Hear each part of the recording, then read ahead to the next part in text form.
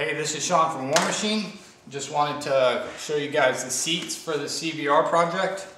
Well, not the actual seat because they already have the covers on, but the seats on this bike were in real bad condition. They weren't cut or torn, but you know, they just looked terrible. The foam's in good condition though. So I got these seat covers from htmoto. I think they're in Anaheim, California. So I just kind of wanted to show you a little bit about them. These got some pretty good reviews and they're not super expensive. If you've shopped for seat covers before or new seats for your sport bike or your Harley or whatever, you know that a lot of them are really expensive.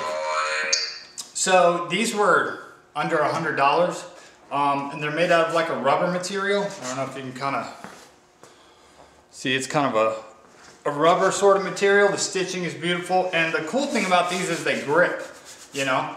So basically you leave your old seat cover on, you know, you don't change your seat at all, make sure it's dry of course, and then just pull the seat cover on, you know, as you would. Pretty self-explanatory. And in some applications it looks like this. So this guy is almost perfect, ready to go. Just a few little wrinkles and staple it down. No glue needed. So, but the reason I wanted to show you these is the main seat has wrinkles in it. You see it has a lot of like extra material here. And so normally I would think I need to glue this down, but in this case you don't.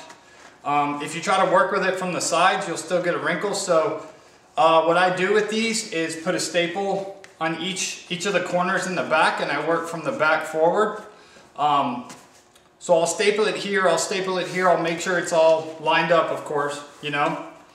And then I'll pull the front forward so that I have tension over the whole thing, which lifts the seat cover up off the seat, right? So you think you might not want to do that, but for example, I'll have tension just like that, but the seat's way down here. And also, you know, before you finish stapling it, you might want to make sure you have a couple anchor staples back here so you don't pull the seam out of line. But anyway, so at that point we're, you know, we have tension and the wrinkle goes away. Oh, by the way, you can use a hair dryer or heat gun. Use the low setting on the heat gun and don't get this stuff too hot because it is rubber. But that'll help you get out any wrinkles. I usually put them in the sun if it's a sunny day. That works just fine.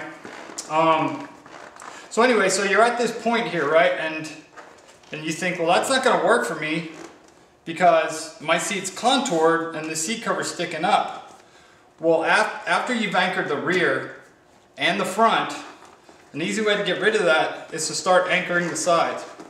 Because when you do that, it pulls the contour down on the seat and you don't need any glue. So yeah, front, rear, or rear, front. For me now, your bike could be different. I'm just kind of showing you what I do. Don't kill me if you do it a different way. Just, you know,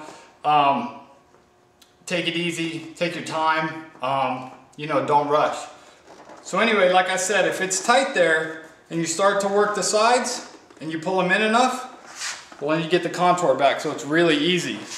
So although this one isn't finished, I just kind of wanted to show you guys what I do to make these work.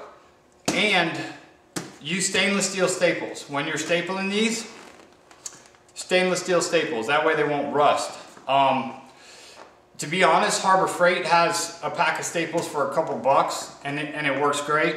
I just use a regular cheapy electric stapler. I like it better than my air stapler.